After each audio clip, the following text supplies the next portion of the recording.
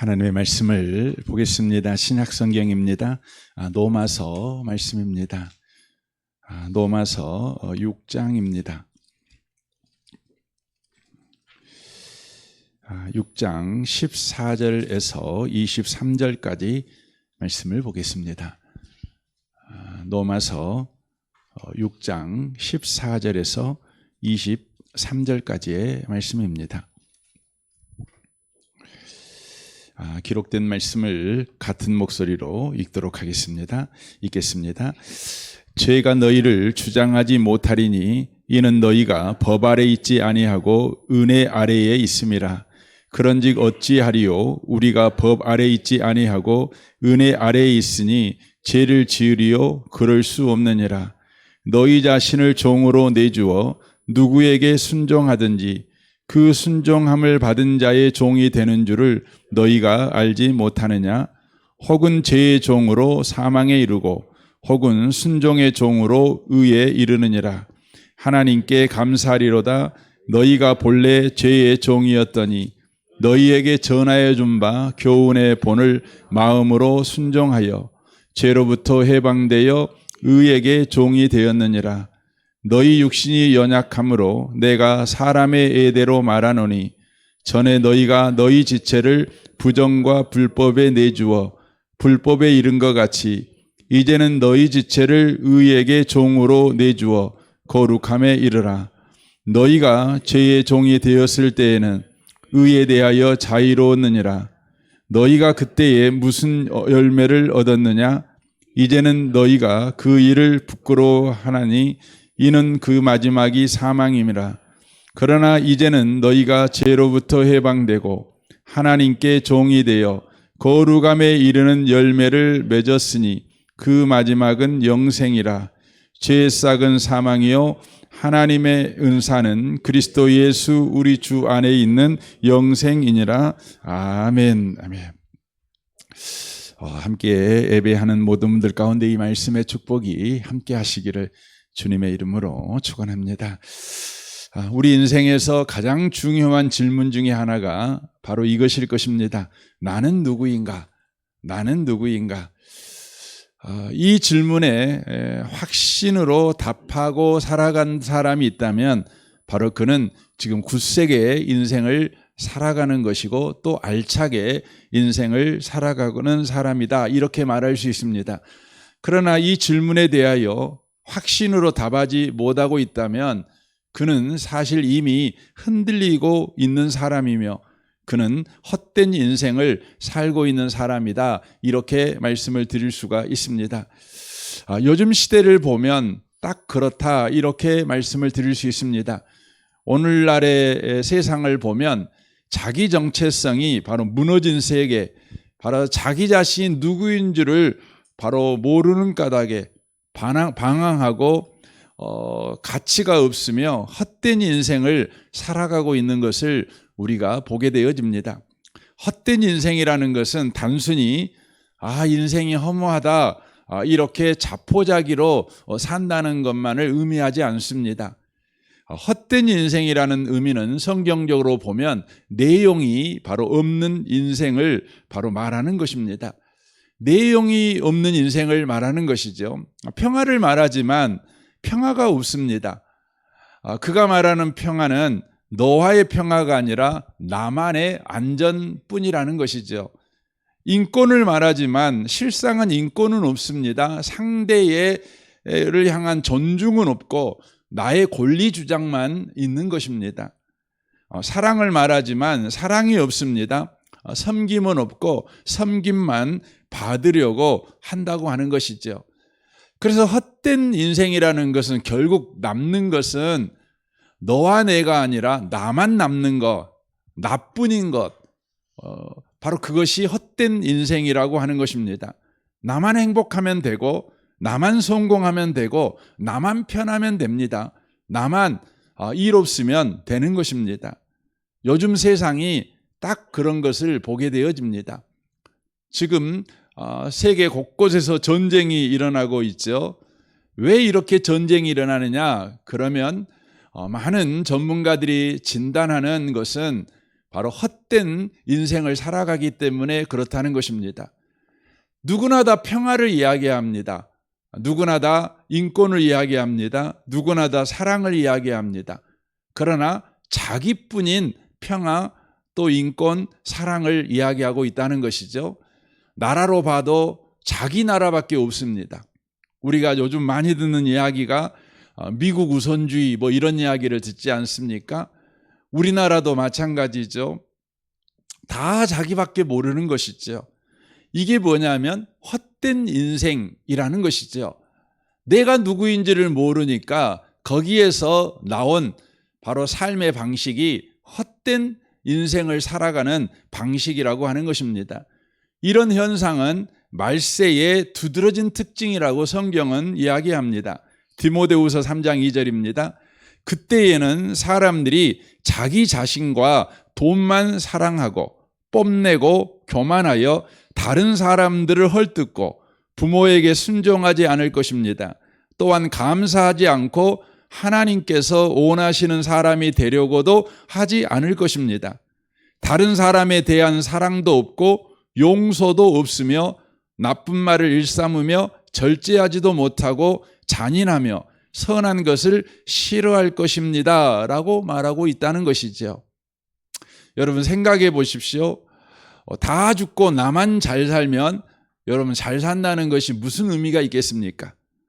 함께 웃어줄 사람이 없는데 내가 행복해요. 그러면 여러분 그 행복이 무슨 가치가 있겠습니까? 진심으로 축하해 줄 사람이 없는데 여러분이 성공했다면 그 성공이 어떤 의미가 있겠습니까? 요즘 사람들은 지금 헛된 방식으로 인생을 살아갑니다. 개인뿐만 아니라 회사도 그렇고 또 공동체도 그렇고 또 국가도 그렇게 살아가고 있는 것을 보게 되어집니다. 왜 사람들은 이렇게 헛된 인생을 살아갑니까? 자기 자신을 모르기 때문에 그런다는 것이죠. 여러분 자기 자신을 모른다는 것을 솔로몬은 이렇게 고백합니다. 전도서 1장 2절입니다. 전도자가 이르되 헛되고 헛되며 헛되고 헛되니 모든 것이 헛되도다. 해 아래에서 수고하는 모든 수고가 사람에게 무엇이 유익한가? 라고 말합니다. 자기 자신이 누구인지 모르고 살아가는 삶이 헛된데 바로 자기 자신이 누구인지를 모르고 살아가는 것이 뭐냐? 바로 해 아래 사는 삶이다. 이렇게 바로 전도자는 이야기를 하고 있다고 하는 것이죠. 해 아래 사는 삶을 살아가고 있다는 것입니다. 전도 시편 127편은 해 아래 있는 삶, 내가 누구인지를 모르고 살아가는 삶이 구체적으로 무엇인지를 이렇게 소개합니다. 주님께서 집을 세우지 아니하시면 집을 세우는 사람의 수고가 헛되며 주님께서 성을 지키지 아니하시면 파수꾼에 깨어 있음이 헛된 일이다. 일찍 일어나고 늦게 눕는 것, 먹고 살려고 애써 수고하는 모든 일이 헛된 일이다 라고 말합니다. 자기 자신이 누구인지를 모르는 해 아래 삶은 왜 그러냐? 바로 하나님 없이 자기 인생을 바로 생각하기 때문에 그런다는 것입니다. 하나님 없이 나를 생각하면 내가 누구인지를 모르는 것입니다. 그것이 해 아래의 삶입니다. 그러므로 그가 하는 모든 일들은 다 헛된 인생, 내용이 없는 나만 있는 인생을 바로 살아가게 되어진다고 하는 것이죠. 오늘 본문 성경은 바로 저와 여러분이 누구인지를 정확하게 이렇게 우리에게 이야기를 합니다. 오늘 본문 14절입니다. 너희가 법 아래 있지 아니하고 은혜 아래 있음이라 라고 말씀합니다. 그러니까 예수 믿는 너희, 예수 안에 있는 너희, 그들이 누구냐? 바로 법 아래 있는 사람이 아니라 은혜 아래 있는 사람이다. 너는 누구냐? 은혜 아래 있는 사람이다. 이렇게 성경이 말씀하고 있는 것입니다. 여러분은 누구이십니까? 법 아래 있는 사람이 아니라 은혜 아래 있는 사람이라는 것입니다. 여러분 법 아래 있다는 것은 뭡니까? 하나님과 관계없이 내가 잘하면 살고 못하면 망하는 것, 이것이 바로 법 아래 있는 삶이죠. 그래서 이런 삶을 살아가는 사람, 나는 누군가? 그러면 법 아래 있는 사람이야. 내가 잘해야 내 인생이 성공해. 내가 못하면 내 가정도 망하고 내 회사도 망하고 내 인생도 망해. 이렇게 생각하고 사는 사람이 법 아래 사는 사람이라는 것이죠. 이런 사람은 늘 여러분 불안하지요. 왜냐하면 자기 자신이 바로 기준이기 때문에 그런 것입니다. 그래서 늘 이 사람의 삶의 방식은 다른 사람과 비교하는 것입니다. 다른 사람과 계속해서 비교하는 것입니다. 그리고는요, 다른 사람과 경쟁하는 것이죠.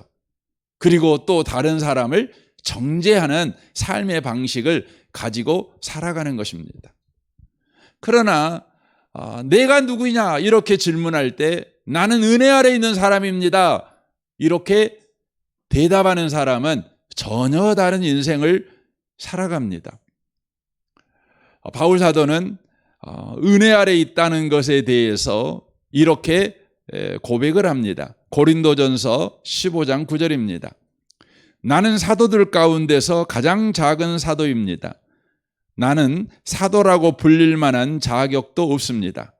그것은 내가 하나님의 교회를 박해했기 때문입니다. 그러나 나는 하나님의 은혜로 오늘의 내가 되었습니다. 나에게 베풀어 주신 하나님의 은혜는 헛되지 않았습니다. 라고 말합니다. 은혜 아래 있다 이 말은 뭐냐면 내 인생은 하나님이 만들어 가신다. 내 인생은 하나님의 은혜로운 손길이다. 은혜로운 헌신이다. 은혜로운 성실하심이다. 바로 이것을 바로 기억하고 살아가는 사람이라는 것이죠. 오늘의 나를 만든 것은 나 자신이 아니다. 하나님의 은혜다. 바로 이렇게 알고 살아가는 사람이 나는 누구인가 질문할 때 나는 은혜 아래 있는 사람이다. 이렇게 대답하는 사람이라는 것입니다. 여러분, 하나님의 은혜 아래 살아가는 사람이라는 것은 하나님이 우리를 은혜로 대해 주신다는 것인데 하나님이 나를 구체적으로 어떤 은혜로 대해 주신다는 의미일까요? 로마서 8장 15절부터 이렇게 말합니다. 너희는 다시 무수호하는 종의 영을 받지 아니하고 양자의 영을 받았으므로 우리가 아버지라고 부르짖느니라. 성령이 친히 우리 영과 더불어 우리가 하나님의 자녀인 것을 증언하시나니 자녀이면 또한 상속자 곧 하나님의 상속자요 그리스도와 함께한 상속자니 우리가 그와 함께 영광을 받기 위하여 고난도 함께 받아야 할 것이니라 라고 말씀합니다.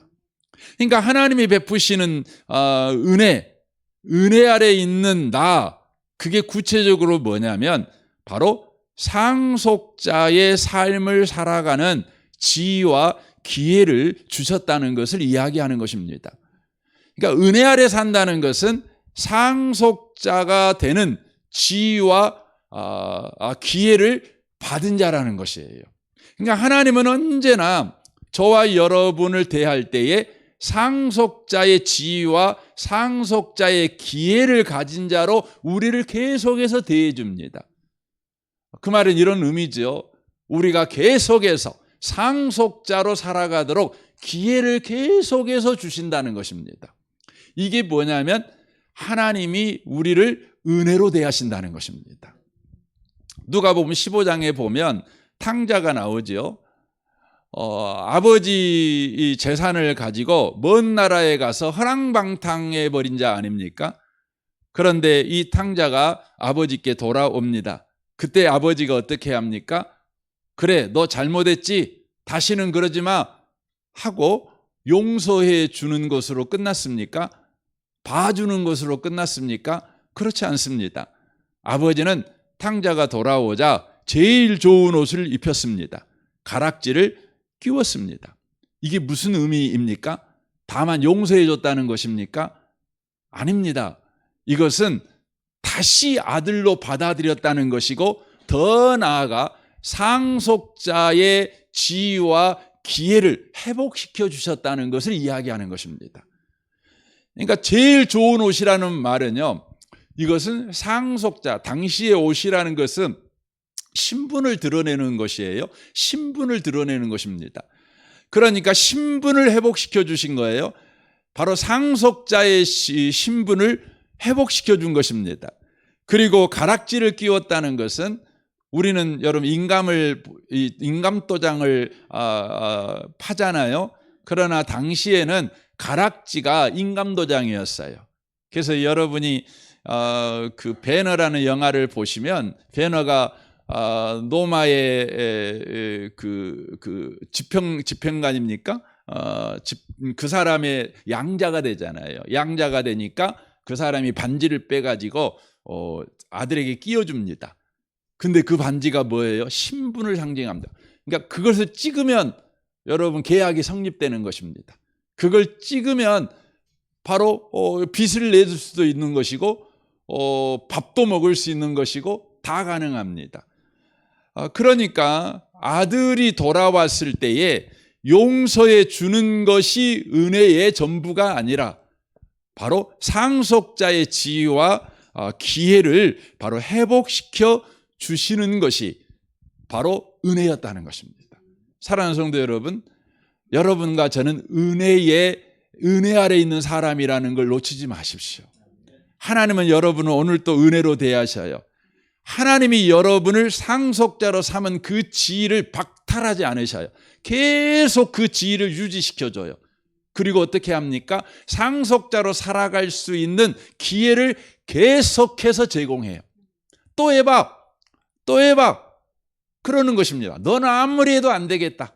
내가 100번의 기회를 줬잖아. 안 돼. 너 이제 더 이상 기회 줄 수 없어. 끝이야. 이런 법이 없다는 것입니다.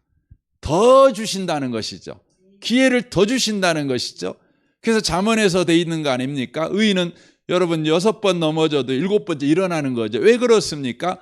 하나님께서 기회를 계속 준다는 거예요. 기회를 계속 주는 것입니다.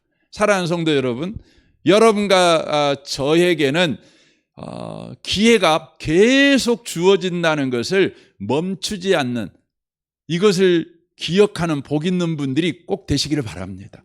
그래서 여러분 오늘도 어떻게 해야 돼요? 오늘도 또 하십시오. 어제 실패했습니까? 오늘 또 하십시오. 주님은 어떻게 하냐면 어제의 실패에 대한 책임을 오늘 물으시는 것이 아니라 책임은 예수께서 이미 십자가에서 대신 짊어지셨습니다. 믿으시기 바랍니다. 여러분 오늘 주님은 여러분과 저에게 은혜를 베푸신다는 것, 좀 이따 이야기를 드리겠지만 고치시는 것이 아니에요. 우리를 고쳐주시는 분이 아니라 우리를 위해서 대신 짊어지신 분이셔요. 그리고 뭐 하는 거예요? 계속 기회를 주시는 분이셔요. 이게 십자가의 은혜입니다. 십자가의 은혜입니다. 그래서 이 지위와 기회를 받은 상속자의 은혜를 받은 자, 나는 은혜 아래 있는 사람이다. 나는 상속자의 지위와 기회로 계속 대해주시는 하나님의 은혜 아래 있는 사람이다. 이것을 아는 사람은 어떻게 살아야 되는 겁니까? 오늘 19절은 이렇게 말합니다. 너희 육신이 연약함으로 내가 사람의 예대로 말하노니 전에 너희가 너희 지체를 부정과 불법에 내주어 불법에 이른 것 같이 이제는 너희 지체를 의에게 종으로 내주어 거룩함에 이르게 하라라고 되어 있습니다. 상속자의 지위와 기회를 마음껏 사용해라. 거룩함에 이르라. 이렇게 말하는 것이죠. 이 거룩함에 이르라는 말은 완벽해져라 이 말이 아니에요. 포기하지 말아라. 도망치지 말아라. 계속해서 거룩하신 하나님께 나아가고 또 나아가라. 그 말입니다. 담대히 하나님 앞에 나아가라. 어제 실패했어도 하나님의 은혜의 보호자는 항상 열려 있으니 그 앞으로 나아가라. 너에게 하나님의 은혜는 닫힌 문이 아니다. 어떤 경우에도 닫힌 문이 아니라 항상 열린 문이다. 그러니 나아가라. 그렇게 말하는 것입니다.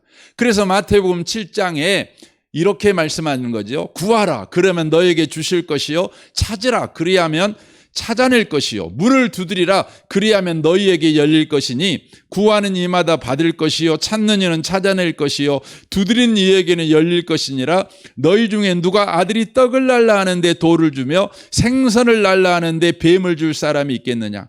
너희가 악한 자라도 좋은 것으로 자식에게 줄 줄 알거든.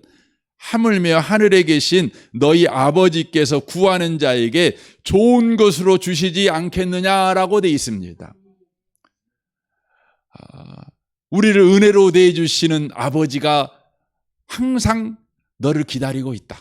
그래서 너는 구해도 되고 찾아도 되고 문을 두드려도 된다. 한 번이 아니라 10번이 아니라 100번, 10,000번, 10만 번 해도 된다. 계속 구해도 된다. 여러분 생각해 보세요. 누군가가 여러분에게 와서 어제도 구하고 또 오후에도 구하고 저녁에도 구하고 밤낮 여러분 구하면 여러분 좋겠어요? 여러분 친구가 한 번 하고 밥 한 번 사줘? 그러면 괜찮죠. 그런데 여러분 하루 세 끼 맨날 와서 밥 사내려고 하면 여러분 사람은 다 귀찮은 거예요. 분노가 치밀어 오를 수 있겠죠. 그래서 어느 날 친구가 뭐가 돼요? 내 마음의 온수가 될 수도 있어요. 여러분 누군가가 계속 구하면 그렇게 될 수 있는 거예요. 여러분 부모도 아무리 자식이 이쁘지만 부모가 계속 늙어가는데 10살 때 부모한테 구해요. 그러면 좋잖아요. 15살 때 구해요. 괜찮잖아요. 근데 군대 가갖고 또 구해요. 그래도 봐줄만 하잖아요. 근데 장가 가갖고 또 구해요. 첫째 아들 낳아갖고도 구해요. 50살 먹어갖고도 구해요. 여러분 그런 왼수가 어디가 있어요. 그런데요 여러분 하나님에게 여러분과 제가 구하는 것은 그것이 특권이라는 거예요. 하나님은 우리에게 그래도 돼, 너 더해 이렇게 말씀하시는 거라는 것이죠. 이게 뭐냐면 저와 여러분이 은혜 아래 있다는 거예요. 우리가 계속해서 하나님께 구하고 거룩함에 나아가게 될 때에 우리에게는 어떤 결과가 일어납니까? 22절입니다. 그러나 이제는 너희가 죄로부터 해방되고 하나님께 종이 되어 거룩함에 이르는 열매를 맺었으니 그 마지막은 영생이니라 라고 말하고 있습니다. 여기서 영생이라는 말은 죽어서 천국 간다 그 말만 이야기하고 있는 것이 아니라 지금 하나님과 함께 사는 삶의 열매를 갖게 된다. 하나님이 지금 나와 함께 계셔 이것을 삶의 열매로 갖게 된다. 이런 의미입니다. 여러분과 저는 하나님이 안 보이지요. 세상에 하나님을 본 사람이 어디가 있습니까? 그래서 요한 1서에서도 하나님을 본 사람은 없어 이렇게 말하죠. 그러나 하나님이 여러분과 함께 하고 있다는 삶의 열매를 여러분과 저는 가질 수는 있습니다. 그래서 삶의 열매를 통해서 하나님이 우리와 함께 하는구나 이것을 확인할 수 있습니다. 요한 1서에서는 하나님이 우리와 함께 한다는 삶의 가장 확실한 열매가 뭐냐? 바로 그것이 뭐냐면 저와 여러분이 사랑하며 산다는 것입니다. 그러니까 하나님이 나와 함께 하면 또 그것이 삶의 열매로 맺어지는 것이 바로 사랑이라는 것입니다. 여러분과 제가 계속해서 하나님께 나아가게 될 때 하나님이 우리와 함께 하셔. 하나님이 지금 우리를 은혜로 대해주고 계셔. 하나님이 우리 가운데 일하시고 계셔. 이것의 열매로 우리에게 뭐가 나타난다고요? 사랑이 나타난다는 것입니다. 이 말은 어떤 의미예요? 너 혼자는 세상에서 제일 어려운 게 뭐냐면 사랑하며 사는 거야. 이 말이 되는 거예요. 여러분 실제 그렇지 않습니까? 여러분과 제가 인생을 살아갈 때 제일 어려운 게 뭐예요? 사랑하며 사는 것이죠. 사랑하며 사는 것이죠. 왜 사랑하며 사는 게 어렵습니까? 우리가 생각하는 사랑은요, 내가 저 사람을 사랑하니까 저 사람을 정말 좋은 사람으로 고쳐주는 거예요. 정말 복 있는 사람으로 고쳐주는 것이에요. 상대방을 고쳐주는 것입니다. 그래서 여러분, 사랑하면 사랑할수록 뭐가 많아져요? 간섭이 많아져요. 잔소리가 많아져요. 부모 자식 간에도 그러고 부부 간에도 그렇죠. 그러나 여러분, 잔소리와 간섭, 이것은요 사랑이 아닙니다. 무례하게 행하는 것입니다. 성경은 우리에게 말하죠. 사랑은 뭐 하지 않는 것입니까? 무례히 행치 않는 것입니다. 여러분, 헬라어로 이 무례라는 의미는요 A가 없다, 그런 의미가 아닙니다. 이건 뭐냐면 자신의 품위를 잃어버리고 자기 감정대로 행하여 남을 불편하게 하는 것, 이것이 바로 무례입니다. 그러니까 부모가 부모의 자리, 부모의 품위를 잃어버리고요 감정대로 말하고 행동해가지고 자녀를 불편하게 하는 거, 그게 뭐냐면 무례하게 행하는 것입니다. 이 히브리어로 보면 이 무례라는 뜻이 뭐냐면 하나님과 사람 앞에서 부끄럽게 행하여서 관계를 깨는 언행을 가르쳐서 무례히 행한다, 이렇게 말하고 있는 것이죠. 그 대표적인 게 뭐예요? 상대를 통제하려고 하는 것이죠. 상대를 바꿔버리려고 하는 것이죠. 그래서 우리는 사랑이라는 이름으로 상대를 통제하고 상대를 바꿔버리려고 하는 것이죠. 그래서 여러분, 요즘 여러분이 화가 해놨어요. 남편이 안 바뀌잖아요. 아내가 안 바뀌잖아요. 그러니까 화가 났죠. 여러분이 사랑하지 않으면 뭐 화낼 일도 없겠죠. 무관심하겠죠. 뭐 그렇게 사나 마나 하고 내버려 두겠죠. 하지만 사랑하니까 상대방이 안 바뀌는 것 때문에 지금 화가 나 있어요. 화가 나 있어요. 그러나 그것은 사랑이 아닙니다. 무례히 행하는 것입니다. 사랑은 다만 섬기는 것이고, 사랑은 다만 상대를 바꾸는 것이 아니라 존중해 주는 것입니다. 있는 그대로의 모습을 받아주는 것입니다. 그러나 우리는 이 사랑의 방식, 우리의 사랑의 방식을 멈추기가 참 어렵습니다. 왜 그렇습니까? 우리는요 다 양 같아서 그렇습니다. 양 같아서 그렇습니다. 그래서 저는 양을 키워본 적이 없는데요, 양을 키워본 사람들은 그 양 같다는 말을 이렇게 설명을 하더라고요. 양을 키워보면요, 양들은 이렇게 우리가 멀리서 보면 되게 평화롭잖아요. 이렇게 평화롭잖아요. 근데 양들은 그 두 가지 특징이 있대요. 양들은 서로 모이면은요, 양 자체가 서로 냄새가 너무 더럽대요. 냄새가 너무 심하대요. 그래서 예수님이 이렇게 양 이렇게 여기 올리고 가는 거 보잖아요. 그러면 양을 키우는 사람들은 깜짝 놀랐는데, 얼마나 더러운데, 너무너무 더럽대요. 근데 이 더러운 것들이요 서로 막 비비고 막 들이받고, 맨 양들은 싸만돼요. 양이 안 싸만 것 같잖아요. 근데 더러운 것들이 서로 네가 더 더러워 그러면서 맨 싸만돼요. 그러니까 우리는 양 같아요. 그러니까 각기 제 길로 가는 겁니다. 그러니까 자기 방식을 버리지를 못하는 것입니다. 그래서 우리에게 사랑은요, 멀리서 보면 너무 아름답지만 가까이서 보면 괴로운 거예요. 사랑은 TV로 보면은요 노망이잖아요. 사랑하는 그 드라마의 모습을 보면 정말 아름답지 않습니까? 하지만 우리의 사랑은 언제나 괴롭잖아요. 괴롭잖아요. 근데 놀라운 것이 하나 있죠. 하나님은 이런 현실에서 우리를 건져주지 않는다는 것입니다. 그냥 내버려 두신다는 것이죠. 왜 내버려 둘까요? 바로 그곳이 거룩함에 이르는 자리이기 때문에 그렇습니다. 우리가 결혼 생활을 해보면 그렇지 않아요? 너무너무 힘들잖아요. 그래서 우리가 결국 깨닫는 건 뭡니까? 나는 사랑이 없는 사람이구나. 이걸 깨달아요. 나는 참 사랑할 줄 모르는 사람이야.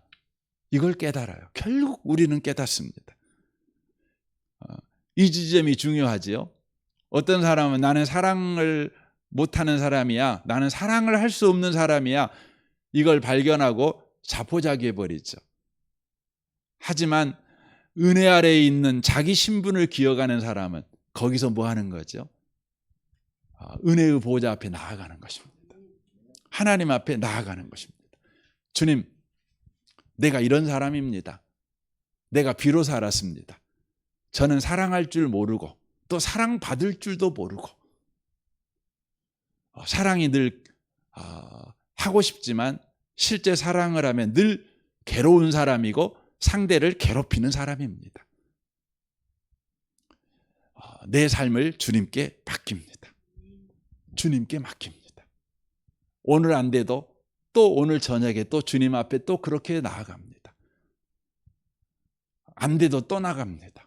또 나갑니다. 그렇게 나아가는 순간 어떤 일이 벌어집니까?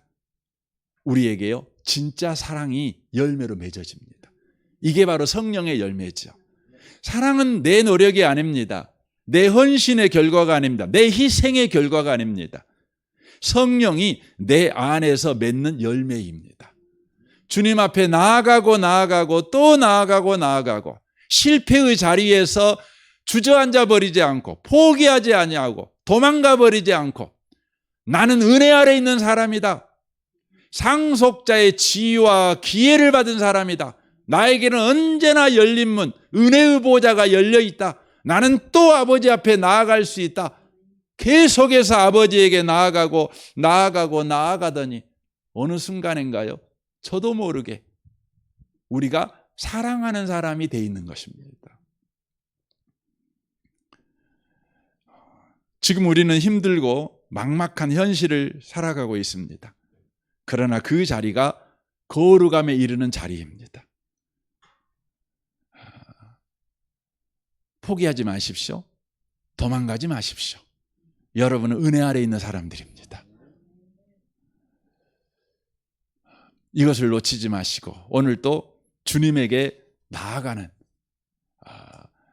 도전하는, 또 시도하는 그런 하루를 살아내는 모든 분들 다 되시기를 주님의 이름으로 축원합니다. 아멘. 우리 같이 기도하겠습니다.